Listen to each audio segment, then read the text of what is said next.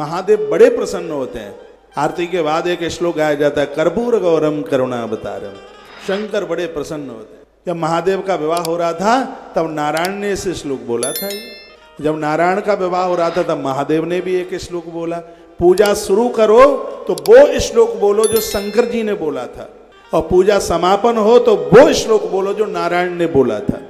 तो शंकर जी ने कौन सा श्लोक बोला जो पूजा के आरंभ में बोलना चाहिए? मंगलम भगवान विष्णु मंगलम गरुड़ध्वज मंगलम पुंडरीकाक्षम मंगलायतन। यहीं से अपनी पूजा आरंभ करें।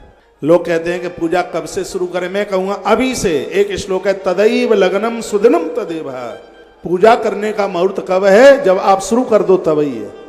नहीं तो फिर ऐसी बात हो जाएगी, किसी गांव में आग लग गई, लोग दौड़ते गए पंडित जी के पास और कहने लगे गांव में आग लग गई है, पंडित जी हमारा थोड़ा पत्रा देखिए, आग को कौन से मुहूर्त में बुझाएं।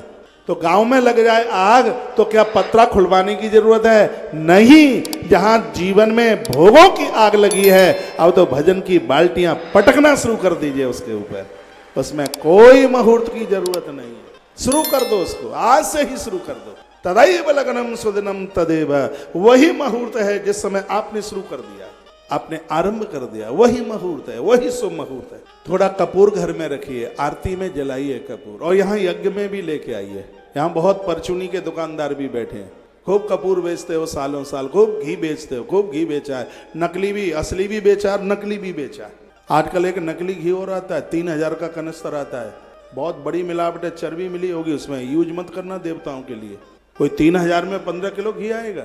ये ज्यादातर ऐसे भंडारों में देसी घी के नाम पर यही यूज होता है। ऐसी बड़ी बड़ी फैक्ट्रियां चल रही हैं, सावधान, इससे बचना। इसमें चर्बी है। अलीगढ़ में 3-4 साल पहले हाथरस अलीगढ़ के बीच में 7 ट्रक पकड़े गए थे। ये चर्बी है इसमें, बिल्कुल भी, एकदम बिल्कुल। इसको यूज मत करना। 2800, 2900, 3000 का कनस्तर आता है। अरे भैया, गैया का घी तो 3000 रुपया किलो आता है। 30 लीटर दूध में 1 किलो घी निकलता है गौ माता। हम तो बनाते हैं इसलिए पता है। सर्दी में 30 लीटर में 1 किलो और गर्मी में 26 लीटर में 1 किलो घी बनता है। ये बाजार में जो आज जो धंधाखोरी चल रही है, प्लीज इससे बचिए। ये सब डैमेज कर देगा, खत्म कर देगा। पतंजलि का जो घी है जिसकी मैं बात कर रहा हूं, वो एकदम प्योर देसी गैया का ना हो पावे, लेकिन ये गारंटी है उसमें मिलावट कुछ भी नहीं होगी, बिल्कुल भी।